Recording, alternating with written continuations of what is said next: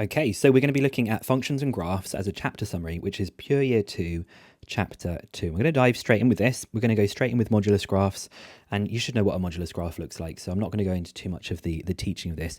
We're just going to go straight in and think about how we sketch some of these. So the first thing is to sketch y equals the modulus of 2x minus 3 plus 4, showing the coordinates of the vertex and where the graph crosses any coordinate axes. Now, you might find it useful to do some like mini sketches first. So I'd begin by looking at the 2x minus 3. 2x minus 3 we know is a graph that looks like this, right? But because it has a modulus, that now means, let me do this in a different color. 2x minus 3 looks like this. Because of the modulus, it means that any of these parts below the graph are going to flick upwards. So you're still going to have that branch, but it's now going to be that kind of shape. And because of the plus 4, it's now going to shift 4 spaces upwards. Let's put some numbers on though, because I think that might help us to work out what's going on.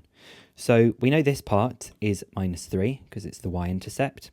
This part is when y is equal to 0. So in other words, 2x minus 3 is 0. So 2x is 3, and so x is either 1.5 or 3 over 2, but I'll write that as 3 over 2. So it's still a 3 over 2 here, but it's gone from being minus 3, and it's gone up here to it being at a 3. So now when we actually do the full sketch, it's going to go 4 spaces upwards. I'm going to see if I can do this a little bit neater than I have done for the other ones. Because it's going to go 4 spaces up, I'm going to still have that V shape. Wonder if it's going to like me doing the V shape like this. Oh, it did. That's good. And this time it's no longer going to cross at 3. It's going to be crossing at 4 higher than that, which is a 7. And we need to say the coordinate of this vertex that we've got here. Well, it was at 3 over 2, 0. It's still going to be at 3 over 2 for the x coordinate, but it's moved up 4 spaces to 4 for this particular part. So there is our sketch of that modulus graph. And then the second part of this question is directly linked to this. So we're going to try and solve the modulus of 2x minus 3 plus 4 being equal to a third x plus 6. Now, here's my tip for this. You can use the normal, in other words, just the 2x minus 3 part, and negated version of the modulus part. That means this thing with a negative sign outside the front and some brackets, just to solve the equation. Now, you must check your answers. You should check your answers by either substituting back in or by using the graph to check if your solutions are valid.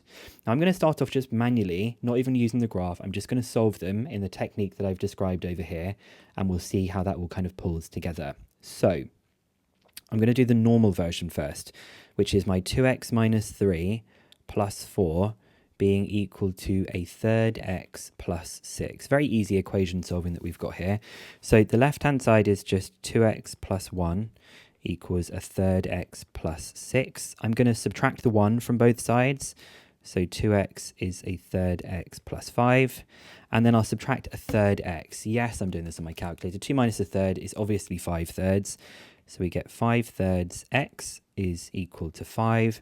So this means that x is equal to 5 divided by 5 thirds, which is 3. X is equal to 3 in this particular case. Now, I will check this answer in a moment, or should I check it now? No, I'm going to check it now. So if I put that x was 3, I would have 2 times 3 minus 3. That's 6 minus 3, that's 3. 3 plus 4. 3 plus 4, so the left-hand side is 7. This side is going to be 6 plus a third of 3. 6 plus 1. Yeah, that's 7. So this one is definitely a valid solution. I'll put it on the graph in just a moment. Now, the second part is to do the negated version of this. So I'm going to have my 2x minus 3. I'm going to negate it. I'll have the plus 4, and that's equal to my third x plus 6. Now, if you wanted to, you could immediately negate this rather than putting it in the brackets. We could have just flipped it from a 2x minus 3 to a 3 minus 2x. If you preferred doing it like that, you could do. But I'm going to expand this negative, so I get a minus 2x plus 3 plus 4 equals a third x plus 6. So I'm going to do here, I have a 3 plus 4, which is a 7. A 7 minus 6 is a 1. And then I have the third x plus 2x. That is going to be 7 thirds x. Is that correct? You know, when you have to check like the most basic things. So this means that x is equal to, times it by 3 and divide it by 7, x is equal to 3 sevenths. Now you should check this by substituting it into the original one. So if I do 3 sevenths and I subtract 3, I get a negative number. I actually get negative 18/7. But there is a modulus sign around it, which means I'm going to get rid of that negative, and it's just going to be 18/7. I'll plus 4 to it, and the left-hand side, when I'm just doing this substitution to check, is 46/7. Let's see if it works with the right-hand side. Is it going to give me 46/7? So I will do my 3/7. I will times that by a third and plus 6, and I get 43/7, which makes me think I've solved the equation wrong. What have I done wrong? I must have done something really stupid over here. 7/3, 7 minus 6 is 1, 3/7. I just think I've typed something in the calculator wrong. 3/7 times 2 minus 3. Negate the answer. Plus 4. So this is 43/7. I just typed something in the calculator wrong. This is 43/7, and this one is also 43/7. I knew they were supposed to be roughly the same kind of thing. They seemed a little bit too close to each other, so I just typed my substitution into this part of the calculator incorrectly. Now they do give the same thing, which means they are both valid answers. Now let's see why they're valid answers. If I was going to put the graph a third x plus 6 here, well, 6 is going to be my intercept point here. If I was going to do a third x, you can clearly see it is going to be crossing at two different places. It crosses with the negated branch at x equals 3/7. This is 3/7. It crosses the non-negated branch, this part, where x is equal to 3, okay? So you can do it by using the graph. The graph clearly shows that both the solutions are valid, but you can also do it by substitution if you don't want to use the graph. So for example, if it was a line that looked like this, you can clearly see this line is only going to cross the negated branch. So whatever you found with this branch from this equation, it would not be a valid solution because it's clearly only crossing one of the two branches of that part. Okay, this is still with the same kind of modulus graph here. It says, given that the graphs with equations y equals the modulus of 2x minus 3 plus 4 and y equals mx plus 6 do not intersect, find the possible values for m. So we have got from the graph above, I'm going to do another quick sketch of it. We're going to try and reason with what is going on here.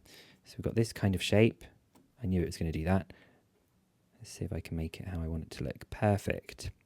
So we've got this kind of graph, and we need to try and figure out when they do not intersect. So it looks like the gradient is the thing that's going to be varying here. Well, we know that this is crossing currently at a 7. So we're going to have the line is going to be crossing at a 6 like this, okay? And there is a variable gradient for this line.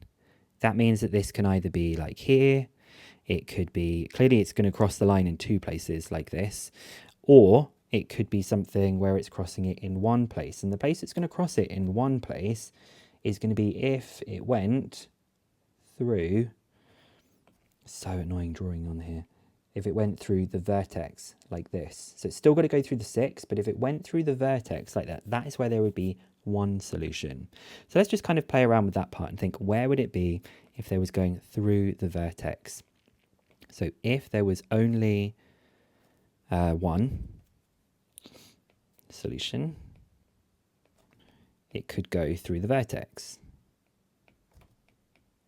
And we know the coordinate of that vertex is 3/2, 4, which is 3/2, 4. So I can use for my y equals mx plus 6, I can actually find out what m is by substituting in that y is 4 and x is 3/2. And that will tell me what the gradient is for this purple line that we've got here. So that is 4 minus 6, that's minus 2, equals 3/2m. That's minus 4/3 is equal to m. Now, if we made this gradient more negative than this, so that actually it was now like this kind of way, it's clearly not going to have any intersections at all. But if we made it become very negative, it actually is going to eventually start crossing this line again. So it needs to be in between this part where it's going through the vertex, and it needs to be parallel to this line. If it's parallel to this line, it would also, this line here, it would never cross as well. So we now need to kind of put this into some set notation. So we're saying that our gradient has got to be less than minus 4/3. In other words, more negative than minus 4/3 for there to be no solution. And it has to be parallel to this. So this gradient that we've got is minus 2. So it's actually got to be somewhere in between minus 2 and minus 4/3. If it became more negative than minus 2, it would be a line that was like this, and it would clearly be crossing it again. Now, can it be equal to minus 2? If it was equal to minus 2, it would be parallel and there would be no intersections, so it can be. Can it be equal to minus 4/3? No. If it was equal to minus 4/3, it would go through the vertex. So we have got the set of possible values for m, but I'm going to write this in set notation. So we're going to say that it's m such that it is in between these values that we've got here. Okay, pretty tricky question that one is, but they quite like doing these ones. And they do some of them where instead of the unknown being with the gradient, sometimes the unknown is with the intercept. And you can kind of think about the line kind of like shifting up and down with the y-intercept changing. We're now going to do a little bit on graph transformations. So just a quick reminder about how we do these kinds of transformations. So if we're going to sketch the modulus of f of x, we reflect up anything below the x-axis. To sketch this one, which is f of modulus of x, we reflect left anything right of the y-axis. So let's try and do it with these two. It says the graph of f of x is shown. On the diagrams, sketch the modulus of f of x and f the modulus of x. So I'll do it in blue. This part will all stay the same, but the part that's below is going to reflect up, and this part will all stay the same. So the only coordinate I need to change is that this is now going to be 4, 4. This one, we've said that anything that is to the right is going to get reflected left. So it's going to be this W shape, this blue W shape. So that coordinate's the same, that's the same, that's the same. We just need to add in this coordinate, which would be a minus 4, minus 4. And this coordinate, for some reason I didn't label this coordinate that was here, but it doesn't matter. We're only going to do the ones they've shown us. If that one is 6, 0, that one is going to be minus 6, 0. So we've got this kind of smaller W shape and then this much bigger W shape for this one.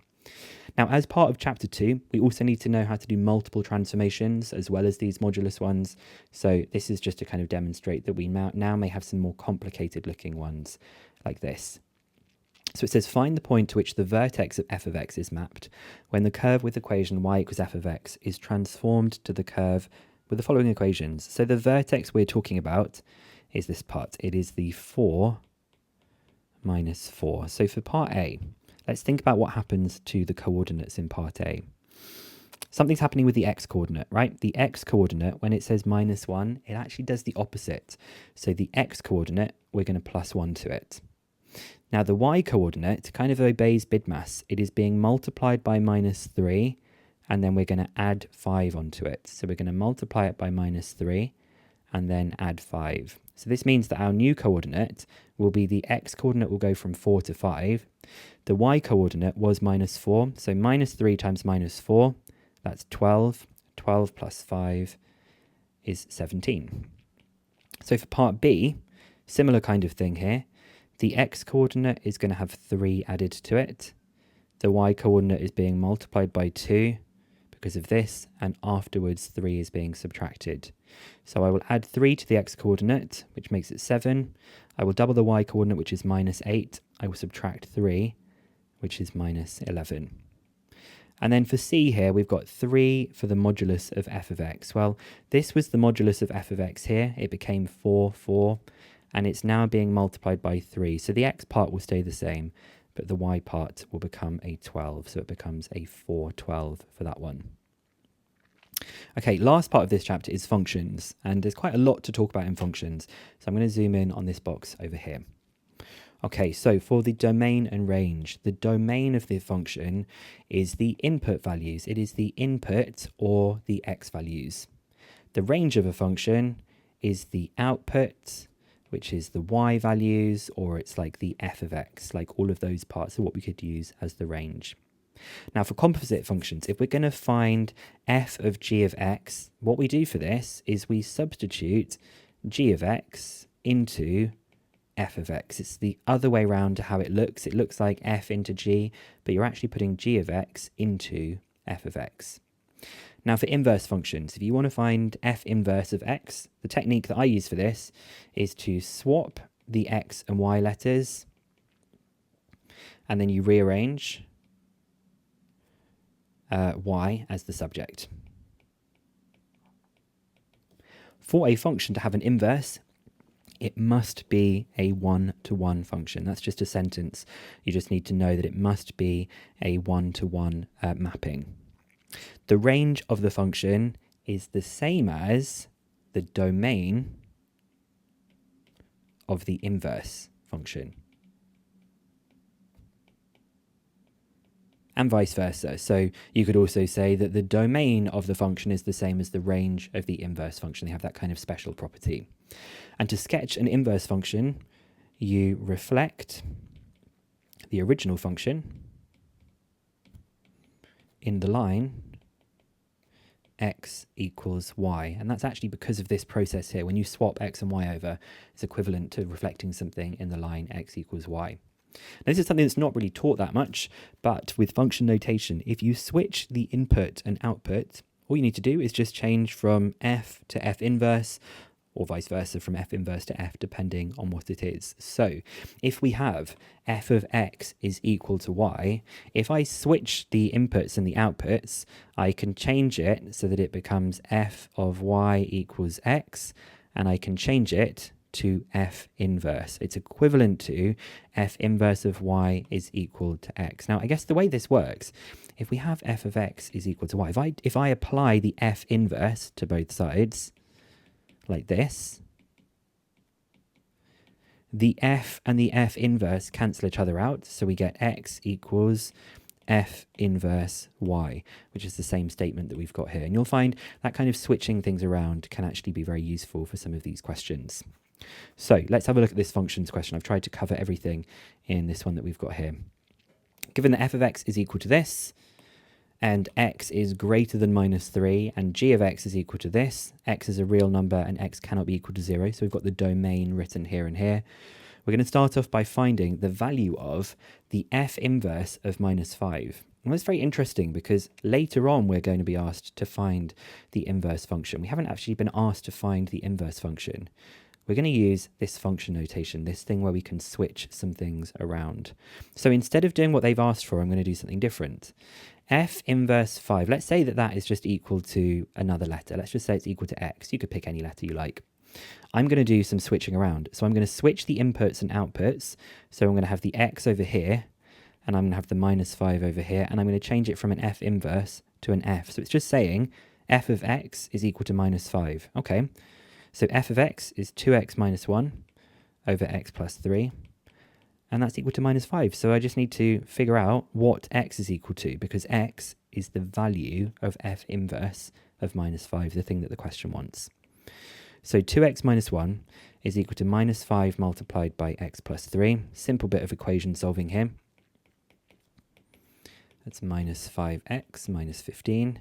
So I get 7x is equal to minus 14, so x is equal to minus 2, which does make sense in this question because x is in the domain, minus 2 is greater than minus 3.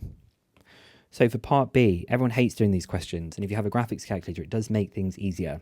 But we are going to find the range of f of x. In other words, what can we get out of this function given that x is greater than minus 3? Well, we can't substitute in minus 3 here, but we could substitute in something like, I don't know, very, very close to it. Let's say something slightly bigger. Let's just test it out. Let's say that x was equal to minus 2.99999 like this. Then f of x would be equal to, so on my calculator I'm going to do minus 2.999, and I'm going to do 2 of the answer minus 1 over the answer plus 3.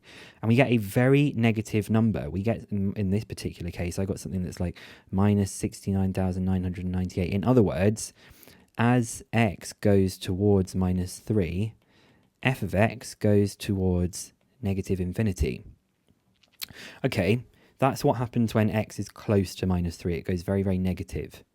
What about if x became a very, very, very big number? Because it just says that x is bigger than minus 3. So as x goes to being a very big number, what happens to f of x? Well, I can put that on my calculator. Again, I'm just going to put in a really big value. So I'll put in like, I don't know, let's put in 10,000. So I will do, let's just put that on here.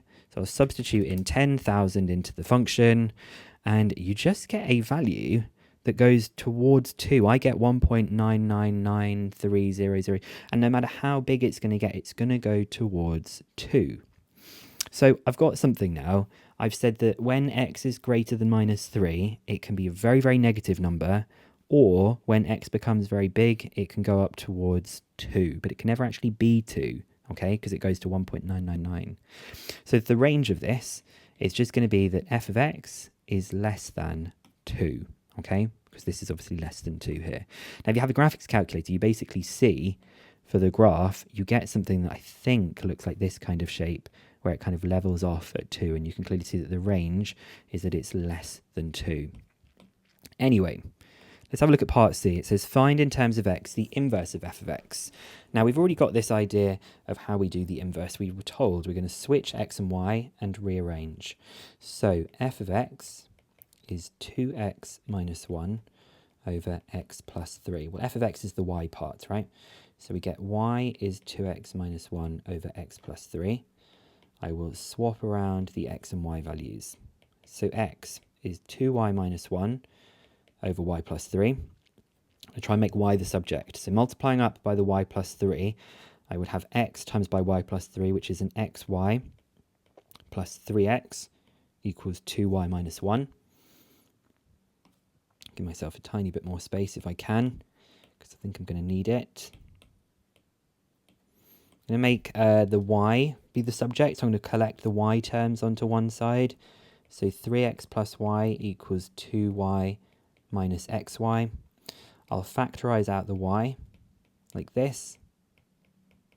And then I'll make y the subject. So y is equal to 3x plus 1 over 2 minus x. Now, that is now going to be my inverse function. So I can say that the inverse function of x is, that went a bit strange there. Oh, it's permanently on my iPad screen. That's very strange. F of x, inverse of x, is 3x plus 1 over 2 minus x. Now, it does say something in the question. When writing a function, you should always state its domain. So I've just written this inverse function, but I haven't written what its domain is. And we need to do that because there's always a mark reserved for it. Now, the domain of this inverse is the range of the other function. So it's f of x is less than 2. So the domain in this case is that x is less than 2. There is an extra mark that's reserved for that. So part D of the question, let's block this off so it kind of shows I've got a bit of space. We're going to find the range of the inverse function. Well, the range of the inverse function is the same as the domain of f. And the domain of f is that x is greater than minus 3. So the range is just that f inverse of x is greater than minus 3. That kind of switching around is often very important. And then E, we're going to find in its simplest form, finally G is getting involved, f of g of 10. Well, I'll start off by finding out what g of 10 is, because g of 10 is going to go into f. G of 10 is just going to be substituting into here 10. So that is going to be 3 over 10, or 0.3. So f of g of 10 is the same as f of 0.3, which is substituting 0.3 into here. So that's 2 times 0.3 minus 1 over 0.3 plus 3, which is, what's that, 0.6 minus 1 divided by 3.3, and we get as a fraction, it is minus 4 over 33. So I've made a bit of a mess of this page, but if you look at it carefully, we can see where all the different parts of the question are. Now, there's so much in this topic. There are so many more things that you need to practice. For example, here you also need to know how to do inequalities as well. This kind of question, you need to know how to do it where the unknown part is in the intercept. You need to think about a lot of stuff to do with sketches that aren't just with these modulus ones, but also with curved graphs as well. And there's just so many kinds of questions like this. This stuff to do with range is very, very hard to understand, but if you can use a graphics calculator to help you visualize what's going on, the range is always to do with those Y outputs. And hopefully this idea of things switching around here and the domain and range flipping places also makes sense to you guys as well. Now, I'm filming this in the winter of 2024, and I'm currently offering a Bison Maths scholarship. If you are interested in what that sounds like, you want to be awarded with one of these scholarships, do check out the link to a video in the description. If it is not winter 2024 or January 2025 when you're watching this, I hope I'm still running this scholarship in the future. So if you go and check out on my channel, there might be a chance for you to be awarded with one of those if you are studying for your A-level maths and further maths right now. Guys, thank you so much, and I hope to see you in another video soon.